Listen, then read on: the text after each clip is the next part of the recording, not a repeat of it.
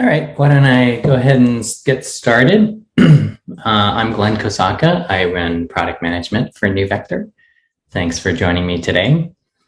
These sessions are pretty casual, so if you have any questions, I think there's a Q&A button you can push, and I'll see your questions, or you can just put things in the chat if you prefer. So today we're going to cover some NeuVector 101 basics. I'll provide an overview of NeuVector. I can show you the actual product itself. But this is really designed to answer any questions you have about Kubernetes security, container security, and the NeuVector product itself. So feel free to pop in questions as we go along, and I'll make sure I check that along the way. We have a small group today, so you can get a lot of your questions answered if you wish. All right, so let's dive right in. So I'll start with a really high-level view. The Gartner group talks about a container security hierarchy. And these are all the types of security layers in what Gartner calls defense in depth that should be implemented. And the top dark blue sections are really some of the most critical, especially if you are protecting sensitive data or if you have a business critical application that just can't go down. There are foundational controls, which are kind of just your basic core things that you need to have in place. And then there's also basic controls, which just assume signing and passwords and things like that. So what we're going to cover today is how NeuVector can provide this really critical top layer of defense in depth. And that includes a view of the network for containers. Just like you need to be able to protect a network in non-container environments, you need to do that in Kubernetes and containers as well. Behavior application behaviors, you need to be able to monitor and control that. End-to-end vulnerability management, and then protect ingress, egress, files, all of those things as well. Now, NeuVector also provides some of this bottom level stuff, hardening, running CIS benchmarks or Kubernetes benchmarks. So we also provide some of the foundational controls. All right, so vulnerability management is one of the key areas, and I'm sure you're very interested in this whole topic. So we're going to cover how NeuVector provides that first. So NeuVector provides what we call full lifecycle container security. And that's from the build phase all the way into test, staging, and production. And that really starts with the vulnerability and compliance management layer. So what you can do is make sure that as developers bring a bunch of open source components into your pipeline and they start to build their applications, and then they create a container image from those, right at that point is the first time you should do the vulnerability scanning and compliance scanning of that container image. And so you can trigger the NeuVector scan through a Jenkins plugin, Circle CI, Azure DevOps, GitLab plugins. All of those things can trigger a scan right there when the developer is trying to build that image. And if that image contains vulnerabilities, you can reject it and force them to remediate those. Once it passes the build phase, it typically gets stored in a registry. And that's where NeuVector will be able to scan the registry for vulnerabilities as well. And this is really to make sure that you may have had approved images in the registry, but a week later, a critical vulnerability was discovered in that image. So what we're able to do is to scan that in the registry. And then we are able to then proceed all the way into the staging and production environments to run the CIS benchmarks to make sure that all your configurations are correctly set and audited. Produce compliance reports to help you if you need to achieve PCI or GDPR, SOC 2 compliance. And then in production, we're able to scan all running containers, the host operating system as well, and the orchestrator platform itself. Because as you may know, the Kubernetes API server, kubelet, or your Istio proxy may also have critical vulnerabilities. So that's an additional attack surface that you need to be concerned about. Now, one of the biggest challenges is to figure out, well, I've got 500 vulnerabilities that I've discovered everywhere in containers and on hosts. Which are the most critical ones that I should pay attention to? And so that's where we produce these risk reports and help you do the remediation. And basically the way we do that is you're able to filter that by which ones are most severe or critical, and also show you, are there any running containers that come from that image? Because if there's one that's currently running in production, those are the ones that you should pay attention to if they're critical. And also, not all vulnerabilities have fixes available. So you can only look at the ones where you can patch those and remediate those back in development. But for the ones that don't have patches available and, you're often forced to run images or hosts that do have vulnerabilities, you can rest assured that NeuVector, when you turn our runtime protection and our runtime security on, will be able to protect those containers once they start running in production. So any attempt to exploit that vulnerability, we will be able to detect and even block. So that's where we get into the, well, how do we do that? How do we provide runtime protection? Well, the first aspect of that you should consider is the link between vulnerability scanning and the runtime environment. And that's what's called admission controls. That's where you can define a bunch of rules that prevent unauthorized or vulnerable images from being deployed into production. So, for example, you're able to say, if there's a critical vulnerability and there's a fix available, and this was published more than a week ago, block that deployment. But if there's no fix available, just alert us on that, and but let it through. And so we're able to control what gets into the production environment. Now, once in production, that's where NeuVector's runtime protection kicks in. And for that, we have really three major aspects: a container firewall, which is going to be able to essentially implement a layer 7 application layer firewall. And we're going to be able to inspect all of your traffic before it can either ingress or egress out of the cluster or between pods in the cluster. The second and third major areas are process monitoring and file monitoring within a container itself. So we're really combining network inspection with process monitoring and inspection and file activity monitoring. Together, we can then protect that workload. And any attempt to exploit a vulnerability, any malware that starts in the container, zero-day attacks, any of those things, bad things that can happen, we're going to be able to detect because they're going to use either a network connection to get in or out of the container.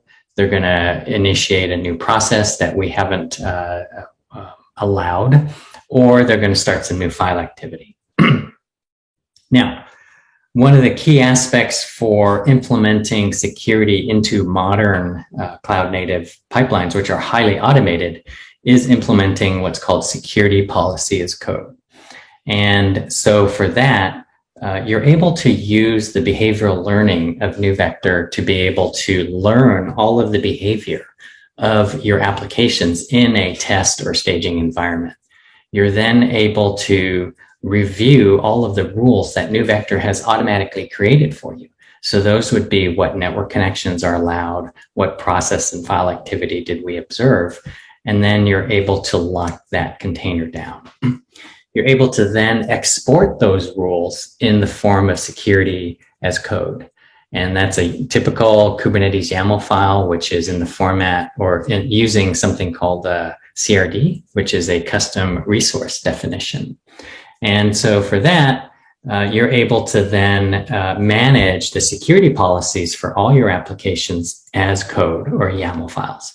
Check them into your Git repo, push them into the production environment.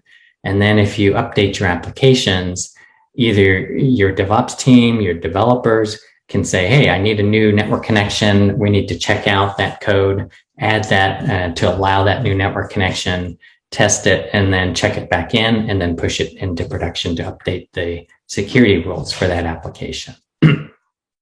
So this is a quick high-level overview of the NeuVector product line.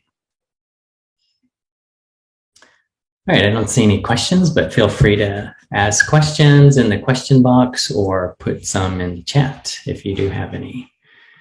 All right, so let's get a little bit into a little bit more detail here. So first of all, vulnerability management is critical, right? I mean, you have to do it. It's part of compliance regulations, et cetera. However, keep in mind that when you're looking at vulnerabilities, you're really looking in the rearview mirror, right? You're really seeing if something nasty has occurred in the past and can come up to bite you. But it doesn't really look forward. You know, it's not looking into new attacks or zero-day attacks. And so vulnerability scanning, while it's necessary, is limited, and it's not going to really protect you in runtime. It's going to reduce the risk of the exploit in runtime. So what you need to be able to do when to look forward into your production environment is critically be able to understand how your network traffic is flowing between your pods, between your worker nodes, and ingress and out of the cluster. And then also within every container, the process and file activity in that. So with NeuVector, we're able to inspect all of that network traffic. The east-west traffic is, that's what we call the traffic that goes within the cluster between pods, whether that's on the same host or between hosts. And we're able to observe that traffic when you run your test traffic through. We're able to create a layer 7 application protocol specific firewall rule to allow certain connections between containers. We're also able to do deep packet inspection, so we can inspect that traffic and see if any sensitive data, credit card information is in that network traffic. North-south traffic, your typical gateway or egress firewall can take a look at some of that traffic. But it's critical to understand if a pod is connecting into or out of the cluster, where that's coming from and where that's going to, because you also need to be able to allow or block certain types of north-south traffic. And NeuVector provides that, all of that as well. As I mentioned, it's a deep packet inspection. So we're really looking into the payload and all of the protocol information. It's not just layer 3, layer 4. Although if you want to create a layer 3, layer 4 IP address and port rule, you can in NeuVector. But we're really combining the network security with the process and file activity. So because we're able to look into the packet, we're able to then learn the traffic using behavioral learning in a test environment. We're able to create those rules automatically for you and then export them as security as code. Once you put and lock down those containers in production, it's going to provide protection against zero-day attacks, unknown, undisclosed vulnerabilities. We're also going to be able to do packet capture, kind of like the TCP dump, but we're going to put it in the context of this container, this pod exhibited this type of packet behavior. And we're going to be able to implement data loss prevention by inspecting the payload for sensitive data like credit cards and social security numbers. You can also program that with your own regular expressions to look for certain types of traffic within the network connection. Now, under the covers, the way NeuVector works is completely cloud native. NeuVector is a container itself. And so you deploy our containers the same way you deploy any Kubernetes application. So the first set of containers are what's called controllers. And that's kind of like the brains. It's very much like the Kubernetes control plane API server. Typically, you deploy 3 of those for HA, but one is the lead controller. And this is where the rules will get set. You can REST API to control NeuVector into there. This is where events will be collected and then sent out to your SIM system. And new rules will be pushed down to each of the nodes. The next component are what's called scanners. And these typically, the default is 2 scanner pods running, but you can scale this up as a replica set just like you can any Kubernetes deployment. So if you have a large registry, you can have 10 scanner pods running, and Kubernetes can make sure it's distributed onto available servers. So it scales very quickly as you need that type of scanning performance. There's a web console, which actually uses the REST API to get its information from the controller. And then the real workhorse of NeuVector is a container called the enforcer. And that's going to provide the heavy lifting, the packet filtering on every host for every pod connection, the monitoring every process and file activity in every container, as well as on the host itself. So the enforcer is your runtime security monitoring agent, as well as the enforcer to prevent or block network connections or processes. I hesitated there because I said a bad word, agent. We like to say we're not an agent because agents really are software and OS dependent, and we're just a container. So sorry if I said a bad word there. All right, so we have a question. NeuVector can expect network traffic, but isn't using a sidecar or like a service mesh. Will this still work if we are using Istio? Great question.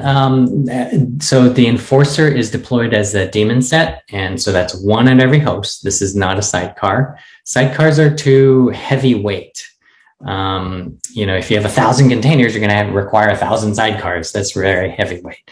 Now, you may be aware, like Istio, which is a service mesh on top of this, requires a sidecar. And that sidecar is going to run in every pod. And it can, for example, encrypt the traffic going out of that pod. Now, NeuVector integrates with Istio and can even protect the Istio control plane. So we are able to inspect the network traffic within the pod. So when your application workload makes its connection, it's going to go within the pod to your Istio sidecar proxy, and then it's going to get decrypted and sent out. We can inspect it before that encryption happens, so we can still apply all of the network protections and inspections that you get in a non-service mesh environment. And then in addition to that, we are monitoring all of the Istio control plane, proxy, sidecar containers, as well as the kube system containers, kube API server, kubelet, and all of those as well. So I mentioned, that NeuVector can learn using behavioral learning. This is the discover mode of NeuVector. Once you're comfortable with the discover mode and all the rules are in place, you can switch to a monitor mode. And then NeuVector will allow any of that unauthorized behavior, but it will just alert you through a webhook or a SIM system. And then protect mode, you can choose for certain applications to put them in protect mode. And that's where we're actually going to block unauthorized network connections, network attacks, or unauthorized processes or file activity. I talked about the service meshes. That was the question about inspecting network traffic, even in a Istio environment. So Yes, we have great support for all service meshes, inspecting the traffic on the loopback, monitoring systems, doing packet captures. All of those capabilities are able to do even when you've turned on encryption. We are certified in the DOD Iron Bank. So if there's any military customers out there, that's something we can provide. And I mentioned security as code. That I won't spend too much time on this, but I'll just give you a peek at what the YAML file for our CRD looks like. The CRD is defined as an NV security rule. We can create all of this for you by learning the behavior. So egress policies on what's allowed to egress the cluster, what's allowed to come into this application here. You can see protocols, HTTP and WordPress is allowed into this pod. Here's the processes that are allowed in the container, Nginx processes, it looks like. File activity, so what type of file activity is allowed in the container. All of those are expressed in a very human readable, typical Kubernetes YAML file. And what mode should this be in: monitor, protect, or discover when we run it? So as I mentioned, this is really a powerful tool. It enables you to version control your security policies. You can create this on an application basis or on global security rule basis. You can have your your security team have global rules like don't allow SSH or SCP into containers and push that out to all containers. So a very powerful tool. Now, if you're going to try NeuVector, the deployment is, because we're just a container, we have sample YAML files, Helm charts, operators. We even recently did a Terraform webinar on how to automatically deploy NeuVector. So it can take 5 minutes, 20 minutes. It really just depends on if you've had all your integration set up prior. The actual deployment and logging into the console can be as quick as a few minutes. But because even though it's that easy, we do have solution architects who are standing by and would love to help you plan out your tests and your deployment and really help you understand how and when to move your deployments from the discover mode to the monitor to the protect mode. Can look at show you a brief look at our console. Another question, how long does the discover mode take? Oh, well, that can be as quick as fast as you run your test scripts to exercise your applications in your infrastructure. So let's say you have NeuVector deployed in your staging environment or test environment. You deploy your applications, you run all your tests on your applications. Those applications are going to make connections. They're going to have processes and file activity. We're going to learn all that. Now, if it takes you 10 minutes to run through that, then you're ready to review that, export it, make security as code from it. A lot of customers of ours say, well, just to be safe, maybe I'll run it for a few days in discover mode or a week. There are some open source, if you're using open source components, there are some open source components that try to make an external connections to check for new versions or something like that. And they may do that once a day or once a week. And you may or may not want to allow that. So sometimes these connections don't always happen immediately when the application runs. So if you want to make sure you capture everything, you can run it for a few days. And then you're ready to review it and run, and then switch to the monitor mode. So NeuVector, this is the console. You can manage multiple NeuVector deployments from a single console. So these are multiple clusters running on different public clouds that I can switch to. I can also propagate global security rules to all my clusters if I want to. I can see here in the network activity view all of the network connections that are going on in my cluster.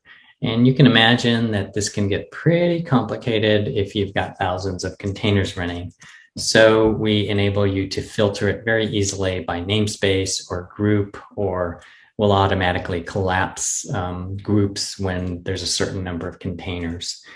All of the blue lines are connections that were discovered during that discovery mode, and rules were created to allow HTTP between these pods, or Redis between this and our Redis pod.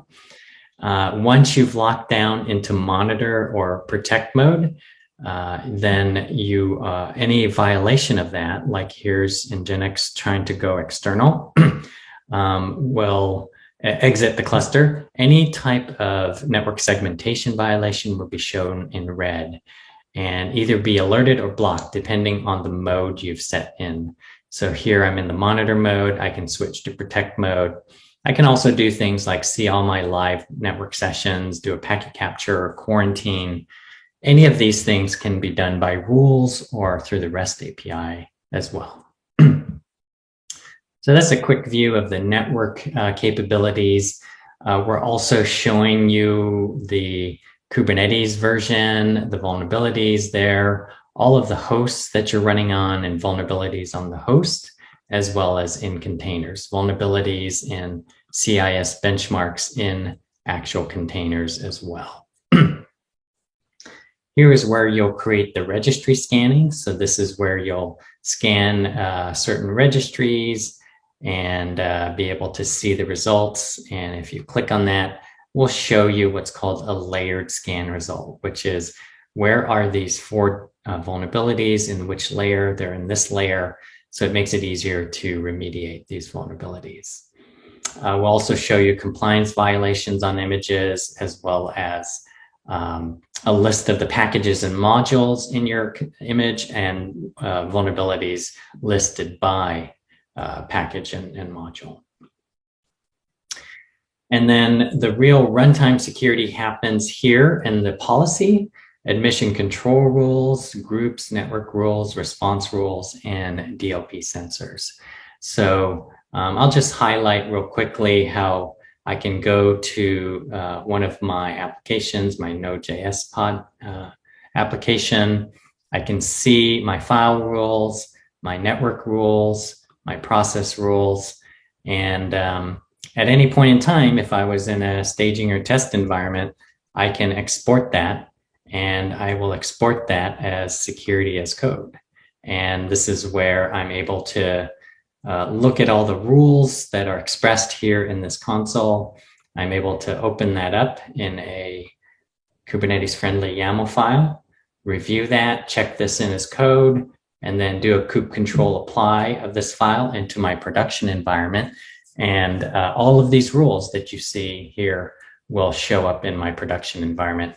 And then I can deploy my application because it's going to be protected when it's deployed. The vulnerability explorer that I talked about to make it easy to remediate vulnerabilities is here in this vulnerabilities in compliance tab.